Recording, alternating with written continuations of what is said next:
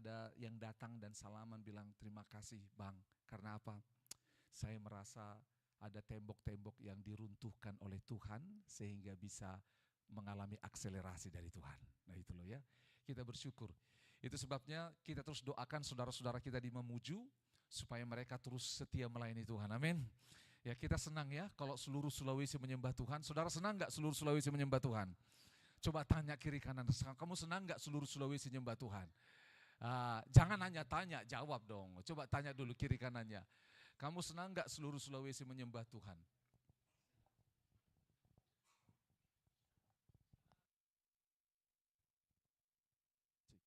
Ya senang ya kalau seluruh Sulawesi menyembah Tuhan. Nah oleh sebab itu kita mau sama-sama ada di dalam proyek besarnya Tuhan, big project dari Tuhan. Karena Tuhan sedang bekerja dan pekerjaan Tuhan luar biasa.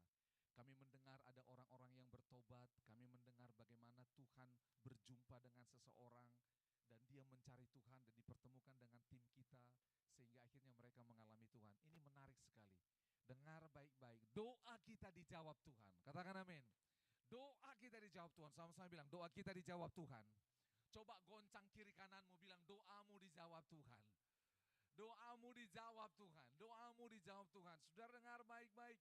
Ada banyak orang hanya berdoa tentang dirinya sendiri. Tetapi di gereja ini kita dilatih Tuhan untuk berdoa bukan hanya untuk diri kita sendiri. Kita dilatih Tuhan untuk berdoa untuk orang lain, berdoa untuk pemerintah, berdoa untuk orang-orang yang belum mengenal Tuhan. Kita berdoa dan kita melihat bagaimana doa itu dijawab. Saudara, ini merupakan sukacita besar ketika doa dijawab. Sama-sama bilang sukacita besar. Sekali lagi sukacita besar. Karena apa? Ketika doa dijawab, saudara dengar baik-baik.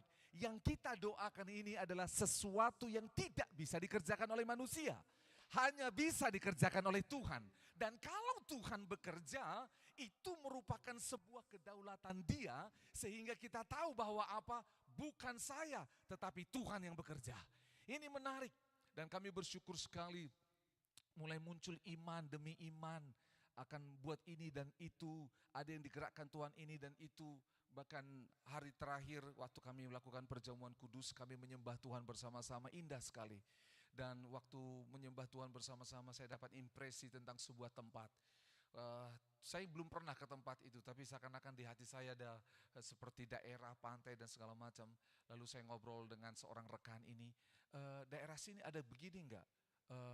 Ada agak ke atas. Apa di daerah itu? Ini.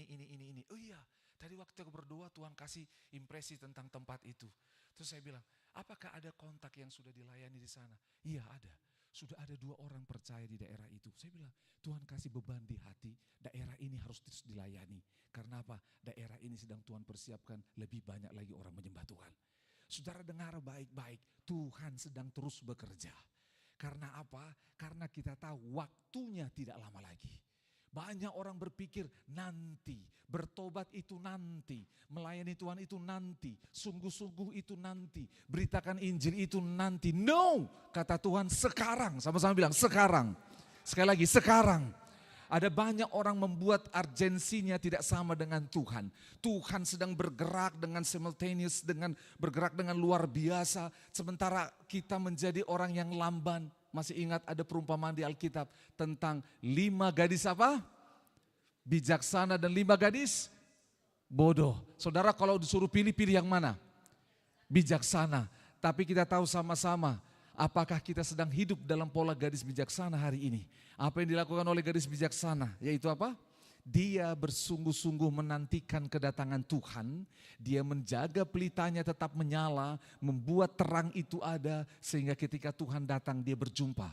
Tetapi yang 5 ini yang dikatakan bodoh, mereka itu bermain-main, tidak siapkan pelita, bahkan mereka tertidur. Coba lihat kiri kanan, ada yang tidur enggak? Kecuali Prince boleh tidur, yang lain enggak boleh tidur ya. Nanti kalau tidur itu jadi gadis apa, Bo? Baik, hari ini kita akan belajar dalam bulan ini, bulan Desember. Oke ya. Katanya bulan ini adalah the most wonderful time. Bulan apa? Natal. Dan bulan ini sesuai dengan tema gereja kita selama tahun ini, secara khusus 3 bulan terakhir menolong orang lain. Kita mau dipakai Tuhan menolong orang lain berjumpa dengan Tuhan. Katakan berjumpa dengan Tuhan. kita akan lihat sebuah kisah di dalam Alkitab, bagaimana seseorang berjumpa dengan Tuhan dan perjumpaan itu mengubahkan seluruh hidupnya. Yuk sama-sama, Lukas 19. Kita akan baca ayat 1 sampai 10. Dan saudara nanti akan lihat beberapa gambar untuk membantu menjelaskan firman Tuhan ini. Yuk, mari bangkit berdiri bersama-sama. Yuk, ayat 1. Kita baca Lukas 19. Yang ada Alkitabnya boleh buka. Oke, kalau enggak ada yang di depan. Mari sama-sama kita baca Lukas 19 ayat 1 sampai 10. Ayat 1 kita mulai, 1, 2, 3. Yesus masuk ke kota Yeriko dan berjalan terus melintasi kota itu. Di situ ada seorang bernama Sakeus, kepala pemungut cukai, dan ia seorang yang kaya. Ia berusaha untuk melihat orang apakah Yesus itu, tetapi ia tidak berhasil karena orang banyak, sebab badannya apa? Pendek. Maka berlarilah ia mendahului orang banyak, lalu memanjat pohon ara untuk melihat Yesus yang akan lewat di situ. Ketika Yesus sampai ke tempat itu, ia melihat ke atas dan berkata, "Sakeus, segeralah turun, sebab hari ini aku harus menumpang di rumahmu." Lalu Sakeus segera turun dan menerima Yesus dengan sukacita. Tetapi semua orang yang melihat hal itu bersungut-sungut, katanya, ia menumpang di rumah orang berdosa. Tetapi Sakeus berdiri dan berkata kepada Tuhan, "Tuhan, setengah dari milikku akan kuberikan kepada orang miskin, dan sekiranya ada sesuatu yang kuperas dari seorang, akan kukembalikan 4 kali lipat." Kata Yesus kepadanya, "Hari ini telah terjadi keselamatan kepada rumah ini, karena orang ini pun anak Abraham. Sebab anak manusia datang untuk mencari dan menyelamatkan yang hilang." Kita baca sekali ayat 10, 1, 2, 3. Sebab anak manusia datang untuk mencari dan menyelamatkan yang hilang. Silakan duduk. Oke, saya akan mulai menggambarkan firman Tuhan ini dari bagian terakhir. Anak manusia datang untuk mencari dan menyelamatkan yang hilang. Saudara, anak manusia ini ditulis dalam Alkitab kita huruf besar. Itu adalah gambaran Yesus. Jadi bukan, kalau saudara lihat di dalam Alkitab, anak manusia, Adam itu anak manusia, Nuh anak manusia, semua anak manusia, tapi huruf kecil. Anak manusia yang digunakan Yesus ini adalah tentang dirinya sendiri. Anak manusia itu banyak dibahas di kitab Daniel, bahwa ada nubuatan. Anak manusia ini akan memerintah, mengalahkan pemerintahan kerajaan-kerajaan lain. Dan tahta anak manusia ini akan kekal sampai selama-lamanya. Kerajaan anak manusia ini akan menghancurkan kerajaan demi kerajaan dan kerajaannya tidak tergoncangkan. Yehezkiel juga menubuatkan demikian. Itu sebabnya bangsa Yahudi ketika mendengar tentang anak manusia, mereka tahu itu siapa. Tapi ada keluarga kita, tetangga sebelah yang lahir belakangan, yang selalu protes, yang sekolahnya nggak selesai, yang selalu berkata, anak manusia, masa Tuhan Yesus itu Tuhannya orang Kristen anak manusia, masa anak Tuhan anak manusia, wah saudara dengar baik-baik. Ya, itu kalau memang nggak belajar Alkitab dengan baik ya seperti itu. Saudara, gambaran anak manusia datang mencari dan menyelamatkan yang hilang. Kata mencari dan menyelamatkan yang hilang, ini gambaran pekerjaan seorang gembala. Di dalam perjanjian lama kita banyak belajar tentang gembala. Bahkan Yesus, kalau mundur di kitab Lukas ini, Yesus memberikan perumpamaan tentang domba yang hilang. Apa yang dilakukan oleh gembala itu? Dia meninggalkan yang 99 dan dia mencari yang satu itu. Pekerjaannya. Bahkan kita baca di kitab Yohanes, Yesus berkata, "Akulah gembala yang baik." Yesus itu anak manusia, sang gembala. Dia mencari dan menyelamatkan yang hilang. Sekali lagi, mencari dan menyelamatkan yang hilang. Saya tanya saudara, siapa di sini pernah kehilangan sesuatu? Handphone kah, kunci kah, siapa pernah? Ya, oke. Saya tanya sama saudara, apakah yang hilang itu bisa cari saudara? Tidak. Siapa yang cari? Pemiliknya. Itu sebabnya Allah sebagai pemilik, dia datang cari manusia yang hilang. Di Taman Eden ketika manusia jatuh dalam dosa, bukan Tuhan yang hilang. Tapi yang hilang itu manusia. Dari mana kita tahu? Kejadian pasal 3, ketika Allah masuk di Taman Eden itu, Allah berkata, Adam, di manakah engkau? Coba lihat. Jadi yang hilang itu Adam, bukan Tuhan. Nah Allah sebagai pencipta, dia datang untuk mencari manusia yang hilang.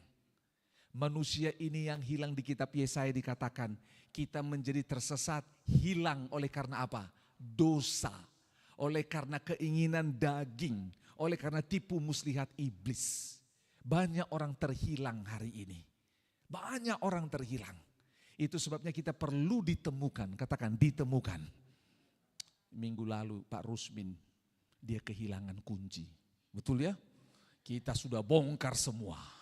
Dari sudut sana sampai sudut sini, di sini sampai ke ruang belakang tidak ada. Dan menariknya mobilnya terbuka. Mana ini kunci? Telepon anaknya tadi nggak ada. Wah, tadi kita ada makan di restoran. Coba kita pergi cari di sana. Gitu loh. Saya nggak tahu karena saya nggak ikut di restoran. Jadi waktu mereka pergi, apa yang terjadi? Ibunya pergi, nggak ketemu. Nggak ada di restoran. Wah, Pak Rusmin mulai panik. Gimana ini, malah saya mau apel lagi. Cari, aduh, atau Pak Rusmin naik motor saja. Nanti menyusul kunci mobil kita cari. Pak Rusmin, bom aja bisa dicari dan dijinakkan. Masa kunci nggak bisa? Betul ya? Hati pacarnya aja yang ada di seberang lautan bisa dicari.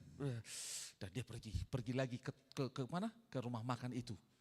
Dia pergi naik di lantai 2, baru dapat kuncinya. Wah, sukacita. Karena istrinya hanya mencari di lantai 1. Nah itu. Suaminya cari di lantai 2 dan dapat. Dengar baik-baik. Semua para nabi, semua pendeta yang khotbah, seperti gambaran yang cari di lantai 1, gak ketemu. Hanya Tuhan yang bisa cari dan ketemu. Katakan amin. Hanya Tuhan yang bisa cari dan ketemu. Kita lihat sini, ada seorang yang dicari Tuhan, namanya Sakeus. Coba buka slide itu dulu. Yesus masuk ke kota Yeriko, sama-sama bilang kota Yeriko. Sekali lagi kota Yeriko. Puji Tuhan, 2 bulan lalu kami baru dari kota ini. Ya. Nah, jadi saya sudah lihat kotanya. Oh iya, paling kotanya seperti ini. Besar saudara. Kota Yeriko adalah salah satu kota tertua di dunia. Kalau dihitung sekarang umurnya hampir 10.000 tahun. Nah, dan kota paling rendah di muka bumi di dunia ini ya. Dan saudara tahu kota Yeriko itu adalah kota pohon palem. Dan kota Yeriko ini ada di tepi barat di lembah sepanjang lembah Sungai Yordan. Karena dia di sepanjang lembah Sungai Yordan dekat dari Danau Galilea, maka apa yang terjadi? Kota ini menjadi subur. Di beberapa tempat di sekitar yang namanya Yeriko ini, kita tahu sama-sama ada perkebunan yang sangat bagus sekali, buah-buahnya, bahkan banyak bunga-bunga. Itu sebabnya saudara, pada zaman pemerintahan Kekaisaran Roma, yang namanya Yeriko ini dibuat menjadi industri parfum. Jadi parfum-parfum dari sana. Dan Kekaisaran Roma mengambil yang namanya parfum-parfum itu untuk diberikan kepada pembesar-pembesar di berbagai negara di dunia. Dan Yeriko ini kota yang sangat terkenal, sangat besar.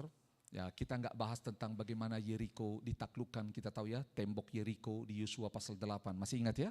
Dan kita tidak bahas itu, tapi kita bahas ini. Dan Yeriko ini kalau di dalam waktu musim panas, dia panas banget, tetapi anginnya cukup lembab. Itu sebabnya banyak orang Yahudi itu punya 2 rumah. Ada di kota tua Yerusalem dan ada di Yeriko. Nah, saudara, Yeriko ini menjadi kota di mana kota terakhir sebelum sampai ke kota Yerusalem.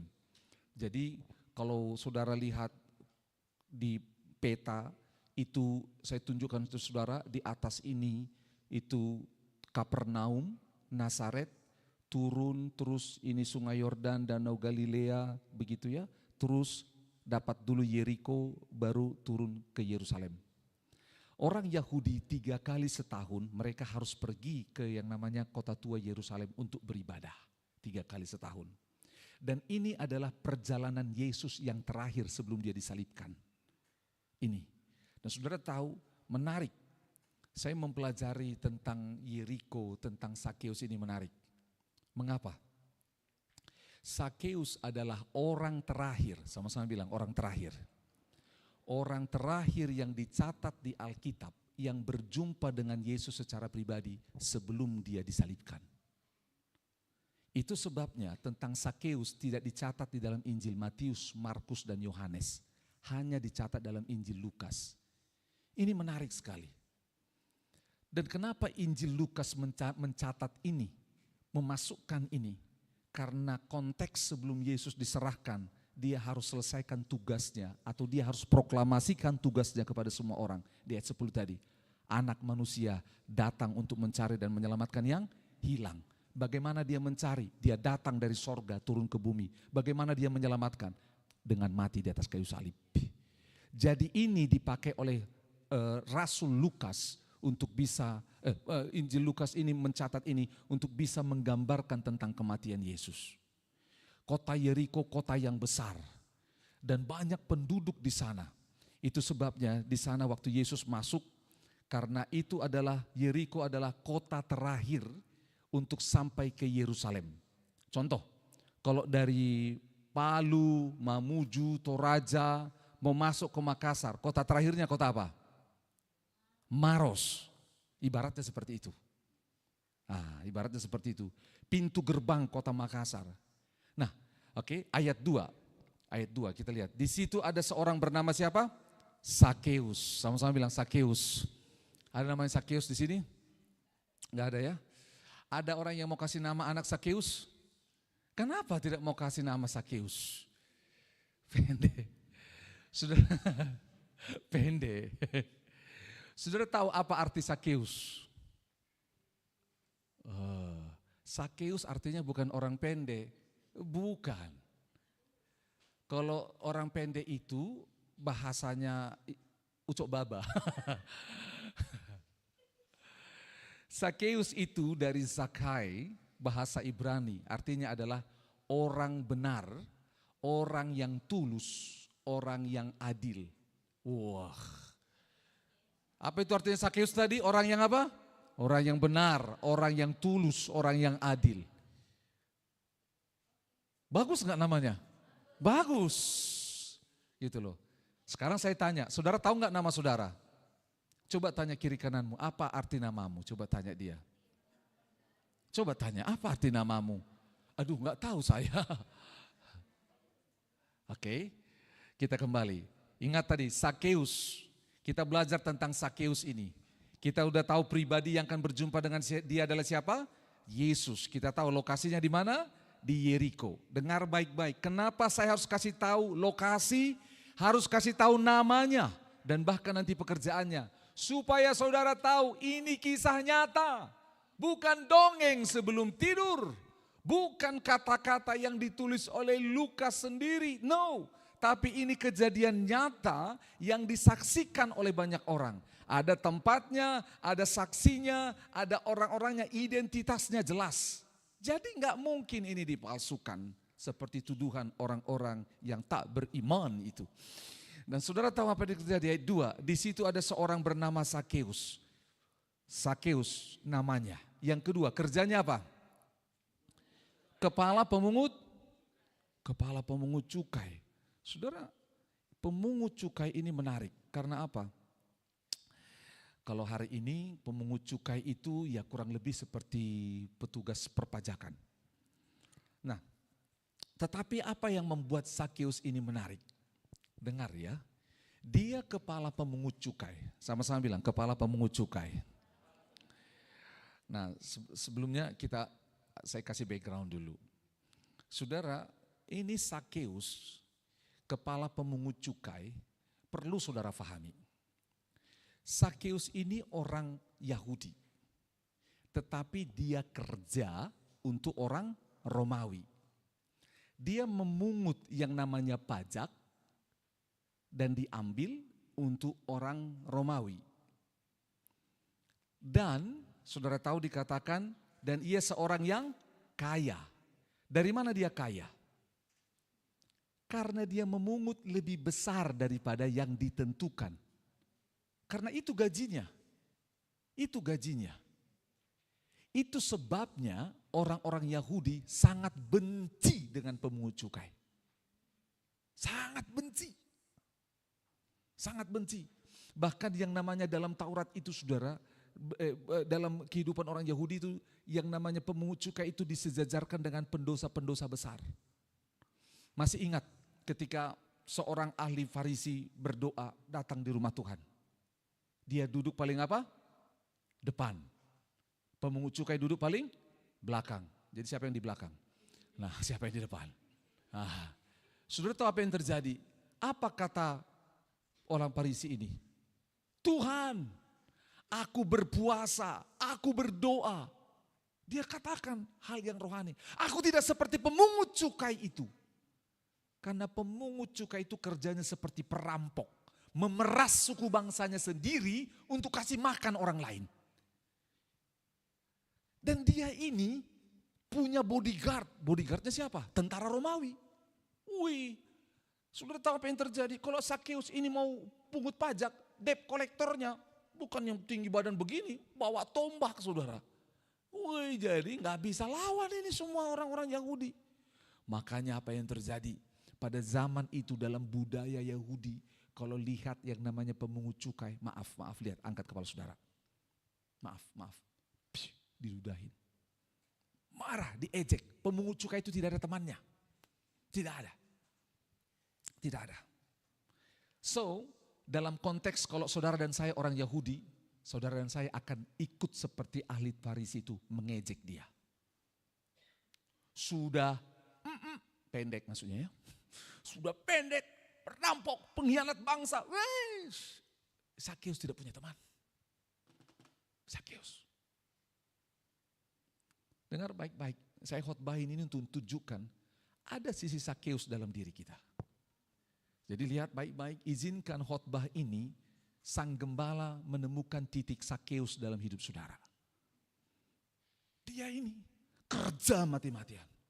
Nah, saudara tahu kenapa dia harus memungut pajak? Karena Roma itu adalah kekaisaran terbesar pada zaman itu. Roma ini butuh biaya untuk perang. Roma ini butuh biaya untuk membangun yang namanya markas-markas, kota-kota, tempat di mana pemerintahan Roma berdiri.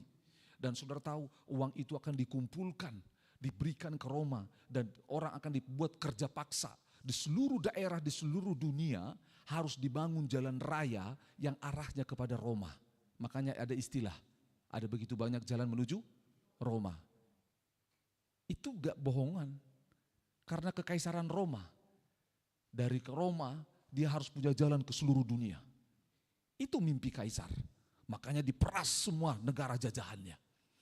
Itu sebabnya pemungut cukai diambil, kerjanya itu diperas. Gitu loh. Dan dia seorang yang sangat kaya, dia dikatakan kaya. Kepala pemungut cukai, coba dengar baik-baik. Ini kota Yeriko, kota yang besar. Sebelahnya itu kotanya kecil-kecil. Semua yang masuk ke Yeriko, mau ke Yerusalem dipajakin. Tedongnya dipajakin, gandumnya dipajakin, semua dipajakin. Semuanya. Makanya mereka marah. Mereka marah sekali. Pajak itu membuat bangsa Yahudi waktu itu menjadi miskin. Karena apa? Ini. Karena kalau nggak bayar, tentara Romawi akan sikat. Dan Sakeus menjadi kaya. Tapi menarik saudara. Datang di ayat 3. Dikatakan ia berusaha untuk melihat orang apakah Yesus itu. Dia berusaha melihat. Kenapa? Saudara dengar baik-baik. Di Lukas pasal yang ketiga. Ketika Yohanes Pembaptis berkhotbah. Bertobatlah, kerajaan Allah sudah dekat. Wah, ada suara yang berseru-seru di padang gurun. Dan banyak orang bertobat. Salah satu kelompok orang yang bertobat adalah para pemungut cukai. Jadi Sakeus mulai dengar. Ada orang-orang pemungut cukai yang bertobat. Dari Lukas pasal 3. Di Lukas pasal yang kelima. Salah seorang pemungut cukai yang ditulis bertobat bernama siapa? Matius, orang Toraja, Matius. Lewi itu, dia sedang di mejanya, hitung, tiba-tiba Yesus lewat. Yesus lewat di Kapernaum. Dia ketemu sama Matius. Matius, ikut aku. Matius segera tinggalkan. Dia tutup buku.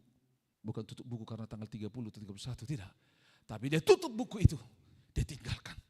Dari Kapernaum, dia ikut Yesus. Dan saudara tahu apa yang terjadi? Matius ini bikin pesta. Dia bikin pesta. Ngajak orang-orang karena dia sudah bertobat. Bisa jadi, sama-sama bilang, bisa jadi. Kurang seru, sama-sama. Bisa jadi. Nah, bisa jadi pemungut cukai yang lain diajak. Saudara, saya tanya, kalau saudara mengalami hal yang baik, ulang tahun kah, atau semua hal yang baik lah, yang saudara ajak siapa? Ya teman-teman kita, betul tidak? Oh, dia ajak teman-temannya. Bisa jadi, sama-sama bilang lagi, bisa jadi. Yang namanya si Sakeus, dia kepala pemungut cukai. Dia lihat ada surat masuk, surat undangan. Ada party di rumah Matius. Atau ada, izin Pak Sakeus, saya cuti dulu karena ada undangan pesta di rumah Matius. Bisa jadi. Tapi dengar baik-baik. Kalau ayat ini berkata ia berusaha melihat orang apakah seperti Yesus. Dengar baik-baik, sebelum yang namanya Sakeus ingin melihat, mencari tahu siapa Yesus. Yesus itu sendiri di ayat yang 10 yang mencari dia. Makanya nanti kita temukan dari kerumunan orang banyak. Banyak orang lah di situ, tapi kenapa hanya dengan Sakeus?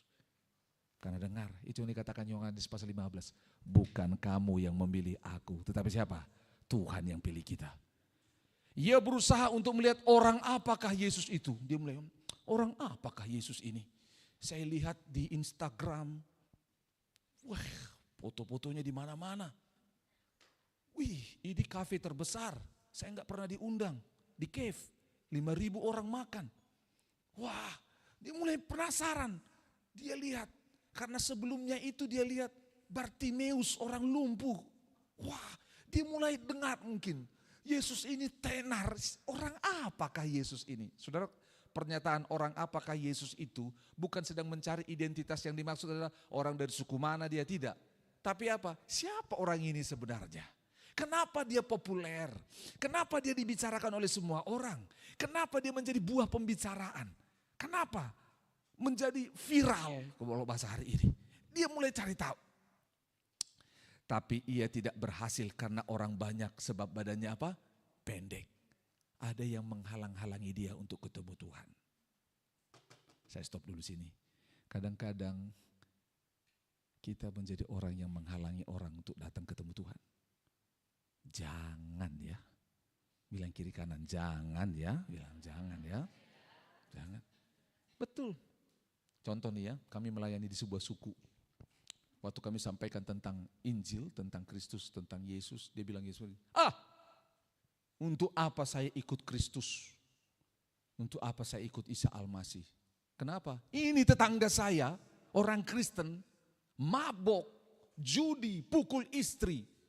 Masa gini pengikut Isa Al-Masih? Coba lihat. Jadi orang ini gak jadi ikut Tuhan karena lihat ini. Kita gak mau seperti itu, amin. Kita gak mau. Apa yang terjadi? Dikatakan badannya pendek, sama-sama katakan badannya pendek. Sekali lagi badannya pendek. Memang saudara, kata badannya pendek ini jujur, itu Alkitab kita itu luas. Ini bukan hanya badan, bukan hanya bicara tentang postur tubuh, tapi bicara tentang status hidup. Status hidup. Kalau saudara hanya bicara tentang badannya pendek, saudara akan bilang, itu bukan saya. Karena apa? Karena saya tidak pendek badannya, tinggi saya. Tapi ini soal status hidup. Status hidup Sakeus yang dibuang karena apa? Dia dibenci karena dia tidak menjadi teman daripada orang-orang Yahudi yang memeras orang lain. Kastanya jadi jauh di bawah. Ayat 4, maka berlarilah ia, berlari. Saudara dengar baik-baik. Orang Yahudi hukum Tauratnya banyak, mengatur banyak hal.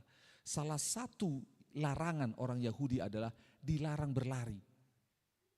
Betul, dilarang berlari. Saudara, yang paling dekat yang berlari dari sini di Lukas pasal 19 adalah perumpamaan tentang anak yang hilang. Waktu anaknya datang, bagaimana bapaknya? Lari menyambut. Saudara tahu nggak kenapa bapaknya harus lari? Bapaknya itu lari, saya tunjukkan sama saudara. Ya. Pak Rusmin boleh maju. Pak Rusmin boleh maju. Saudara stop di situ. Kalau ada seorang anak yang tinggalkan bapaknya dengan minta harta, padahal bapaknya masih hidup, itu artinya anaknya sedang bilang apa? Pak, mati mau cepat, saya butuh hartamu. Kalau itu dilakukan, maka apa yang terjadi? Kalau sampai anak itu keluar, maka satu kampung itu akan menghukum dia, sanksi adat. Yaitu apa? Kau tidak diterima lagi di kota ini, di kampung ini. Nah, kalau anak ini datang, maka satu kampung akan, pegang Pak. Misalnya satu kampung ya. Dia akan lempar, ada seperti bejana, dipecahkan. Boom. Maksudnya kau tidak diterima di sini. Dilempar, boom, begitu loh. Jadi seperti apa? Kau sudah tinggalkan ayahmu, dilempar, buang, pergi, nggak boleh lagi di sini. Nah, bapaknya itu lari supaya apa? Ngejar, orang tidak buang itu yang namanya bejana. Jadi Pak Rusmin coba angkat, mau lempar kan? Itu sini dulu kamu, anak yang hilang. Anaknya Pak Rusmin ini, cocok pula anaknya, itu loh ya. Nah, oke. Coba kamu di sini, Pak Rusmin di sini. Nah, di sini ya. Terus ini anak yang hilang, kami ikut main drama. Pemain bass juga bisa main drama. Coba jalan pelan-pelan. Pak Rusmin kurang pelan. Nah, Pak Rusmin mulai angkat. Itu kan mau jalan pelan-pelan, Pak Rusmin angkat, mau jatuhkan. Nah, ini bapak lari. Karena ketika dia lari, dia pegang ini anak, dia bisa batalkan itu yang namanya adatnya. Itu dia kenapa dia lari. Karena kalau umpamanya bapaknya itu tidak mau, boom, jatuhkan. Wih, akan apa yang terjadi? Maka sebagai anak ini, dia tidak akan bisa masuk kampung ini. Kau dibuang selamanya. Jadi saudara tahu apa yang terjadi? Bapaknya ini lari untuk cancel yang namanya penghukuman dibuang ini supaya dia diterima. Makanya apa yang terjadi? Terserah kampung itu ngomong apa. Ayo anakku. Makanya dia bilang aku tidak layak apa segala macam. Karena apa? Anak ini dihakimi oleh orang-orang sekampungnya. Memang kau dasar namamu Kristus tapi kau tidak seperti Kristus. Bla bla bla bla. Semua dihakimi. Bapaknya bilang enggak apa-apa anakku, ayo. Aku sudah langgar itu hukum Taurat itu namanya. Aku lari demi engkau. Saudara itu. Saudara tahu apa yang terjadi? Lari itu bagi orang Yahudi dilarang, dosa bagi hukum Taurat mereka. Karena apa? Pakai jubah. Kalau lari saudara bisa jatuh. Sudah pernah lihat acara 17 Agustus ibu-ibu, bapak-bapak main bola pakai daster? Nah mirip saudara. Saudara bayangkan bawa bola pakai daster. Bapak ini lari begitu bisa jatuh. Dan saudara dengar baik-baik. Dia lari karena apa? Karena dia tahu kalau dia lari, dia bisa mendahului orang banyak, sehingga dia bisa cari tempat di mana saya bisa ketemu Yesus. Mungkin ada tempat yang instagramable di sini. Mungkin Yesus akan berhenti di sini, selfie. Oh, saya di sini. Dia coba cari tempat, tapi dia tidak ketemu. Lanjut. Dia tidak ketemu. Saudara dia lari, ayat 4 itu. Maka berlari yang mendahului orang banyak, lalu memanjat apa? Pohon ara. Dia lari supaya dia cari tempat yang bisa dilihat semua orang. Katakan bisa dilihat semua orang. Oh ini kayak Agus. Saya pintar supaya saya bisa dilihat semua orang. Saya bikin skincare, double care, I don't care. Supaya saya bisa dilihat orang. Betul, saya kasih persembahan. Oke ya, mana uang persembahanku? Aduh. Saya tunjukkan saudara ini persembahanku. Supaya dilihat semua orang. Supaya bisa dilihat semua orang. Saya juara, gitu ya. Ya kan selama ini saya hanya kasih persembahan 1.000. Jadi supaya dilihat semua orang. Saudara dengar baik-baik, itu Sakeus. Diri kita ada Sakeusnya. Ya. Sambil Pak Pendeta khotbah, saya kirim foto dulu supaya orang tahu bahwa saya beribadah. Supaya orang lihat saya ibadah. Saya live dulu supaya suamiku tahu bahwa saya ibadah. Saudara dengar, supaya kita dilihat. Jujur, Ada Sakeus dalam diri kita. Siapa sih yang gak mau dilihat? Siapa sih yang gak mau dapat perhatian? Ini statusnya Sakeus, tidak dapat perhatian. Seorang anak, dia berjuang. Papa tidak perhatikan saya. Mama tidak perhatikan saya. Seperti itu. Dia harus cari tempat, cari panggung supaya dia bisa dilihat orang. Dengar baik-baik. Itu Sakeus, itu kita. Jadi izinkan kita ditemukan Tuhan. Dia lari dan dikatakan dia memanjat pohon ara untuk melihat Yesus yang akan lewat di situ. Coba tunjukkan dulu itu ada PowerPoint. Saudara dengar baik-baik, pohon ara itu ada 2 jenis. Ya, pohon ara itu ada 2 jenis. Yang selama ini kita tahu pohon ara dengan buahnya, fig tree. Tetapi ada pohon ara yang tidak berbuah atau kalau dia berbuah nanti lama, namanya sycamore. Di dalam Alkitab kita hanya ditulis pohon ara sama-sama, gitu loh. Tetapi itu ada 2, ada sycamore dan ada pohon ara. Pohon ara yang buahnya bisa dimakan. Nah ini, gitu loh. Ya kami sudah di sini. Nah, cuma saya nggak manjat karena itu tempatnya Sakeus.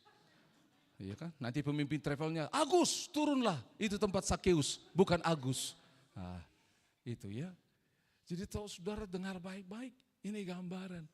Pada zaman ketika Sakeus ada, pohon itu bahkan dahannya itu menyentuh tanah sehingga orang bisa naik. Itu sebabnya Sakeus bisa naik ke atas. Jadi jangan bayangkan pohon ara itu kayak pohon kelapa yang batangnya tinggi, baru dapat dahannya. Tidak. Pohon ini dari kecil, dari dia tumbuh, dahannya itu luas sampai ke tanah.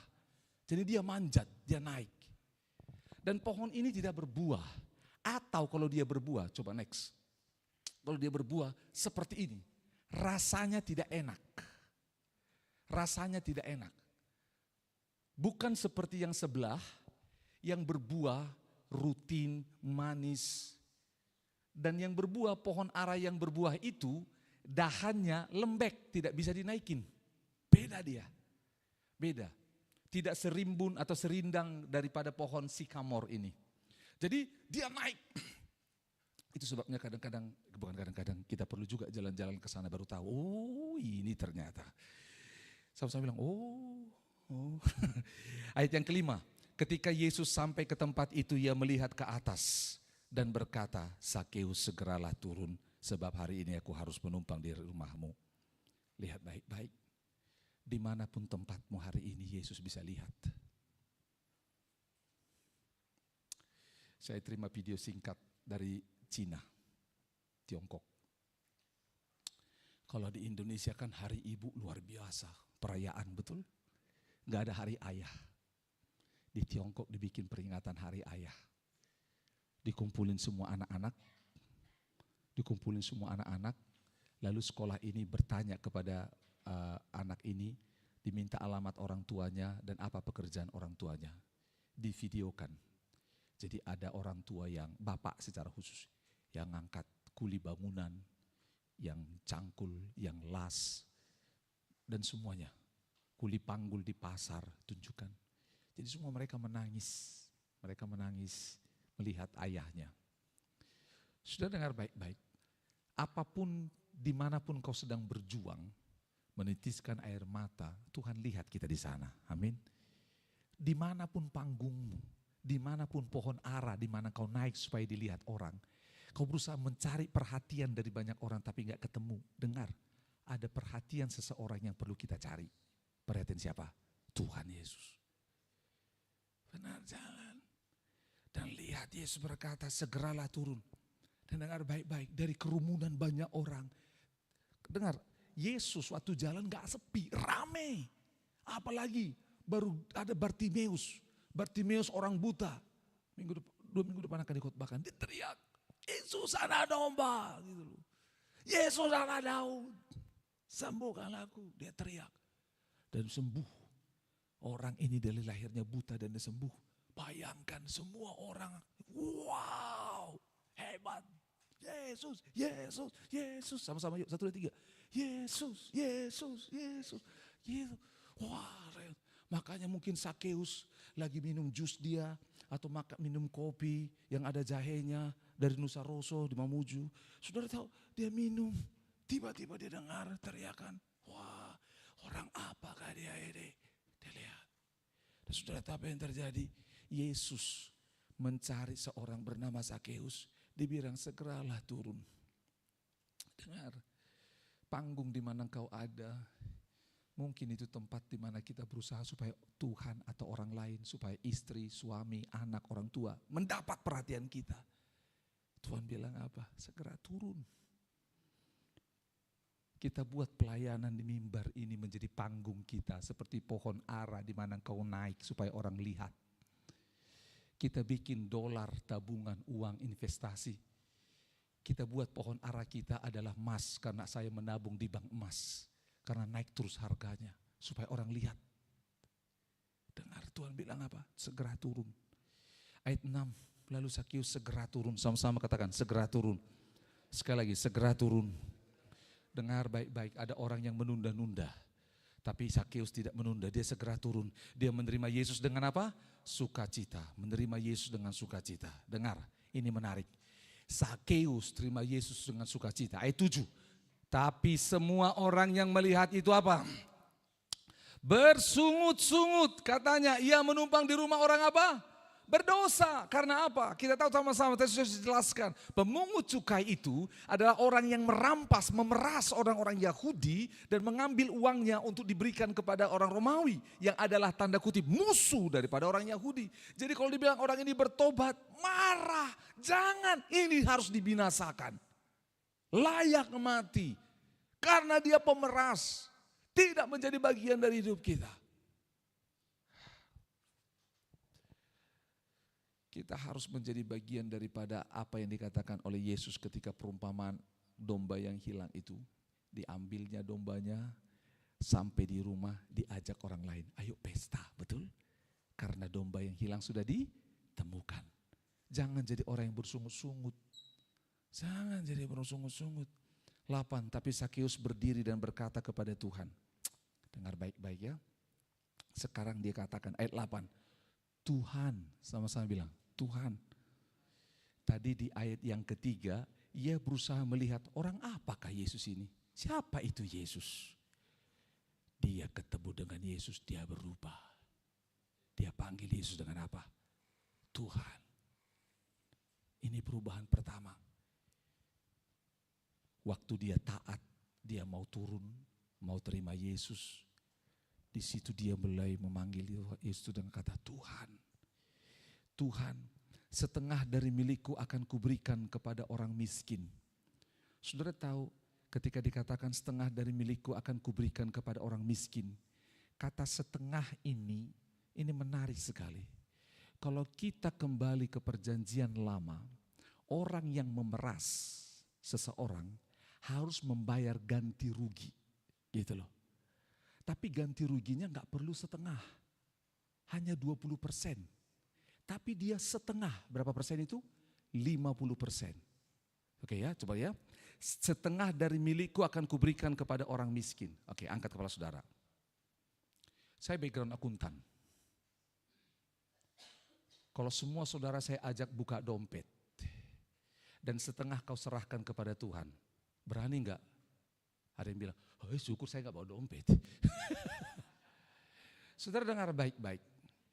Ketika Sakeus ngomong ini bukan soal uang. Katakan sama-sama, ini bukan soal uang. Sekali lagi, ini bukan soal uang.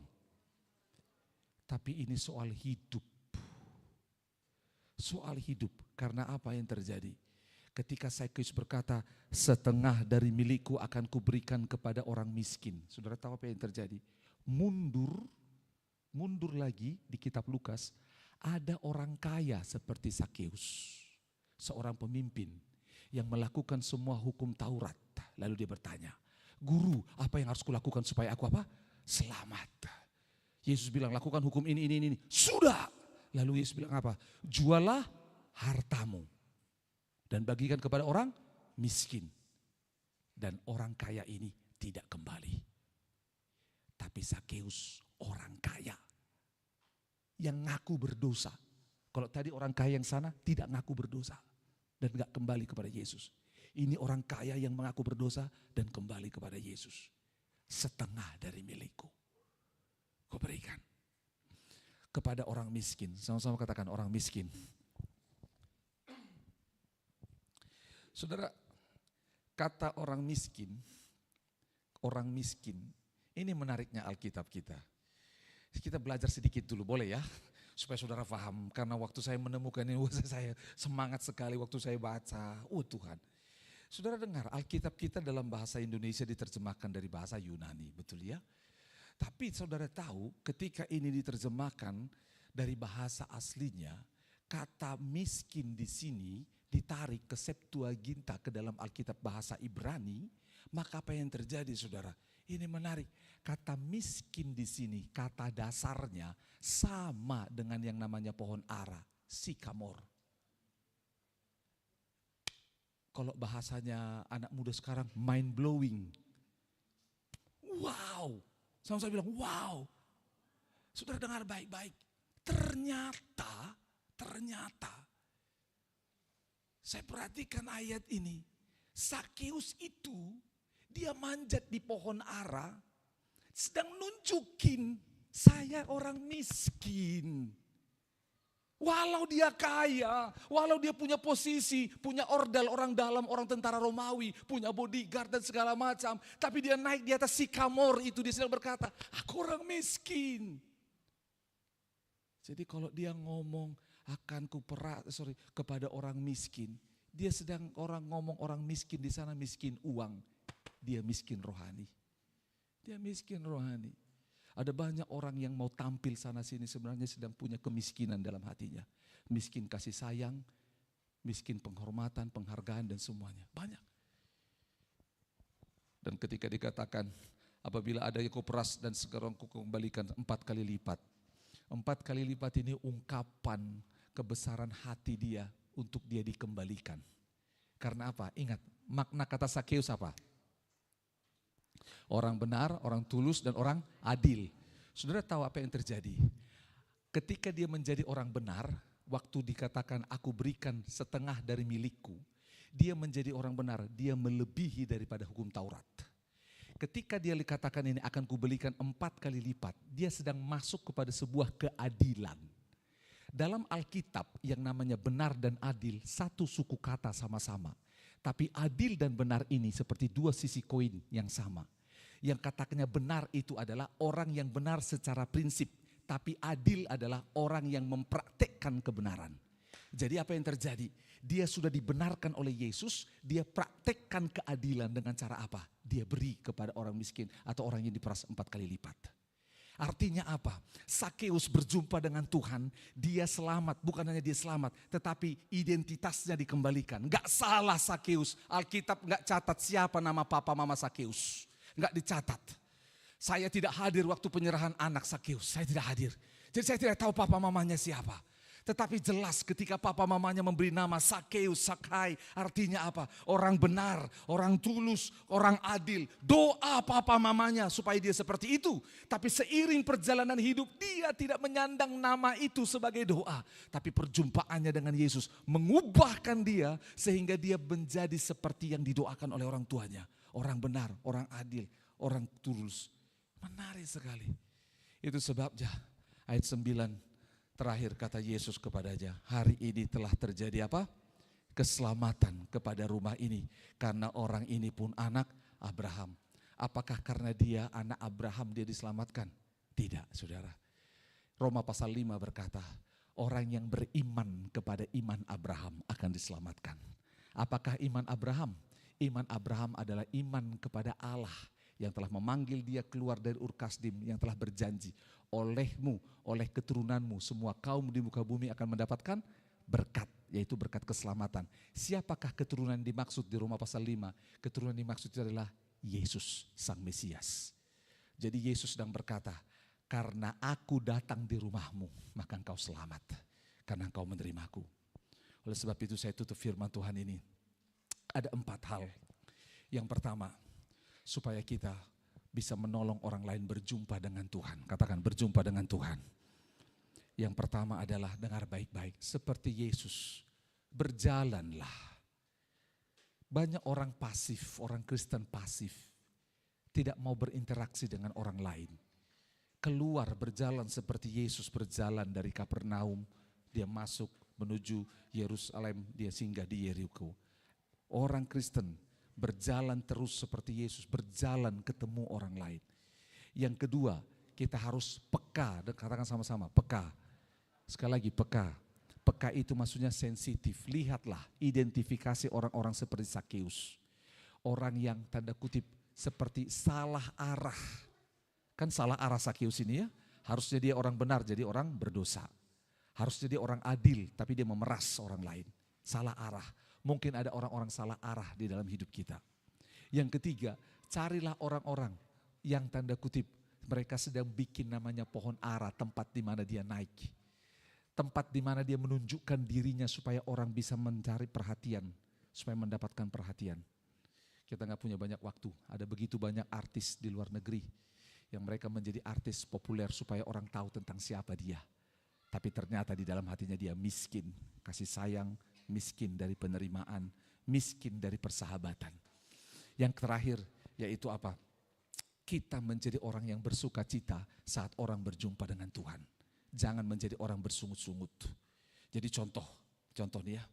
Kalau engkau ketemu dengan temanmu, dia mulai bertobat, dia mulai sungguh-sungguh, mulai beribadah. Jangan, sok sungguh-sungguh. Jangan terlalu sungguh-sungguh, nanti kau lewat sorga terlalu sungguh-sungguh. Nah, tidak boleh begitu. Jangan ganggu, jangan halangi orang untuk datang pada Tuhan. Dan saya berdoa, kiranya dalam momen Natal ini, bulan ini, kita dipakai Tuhan banyak bertemu dengan orang-orang seperti Sakeus. Amin. Kita berdoa. Terima kasih Tuhan untuk firman Tuhan ini.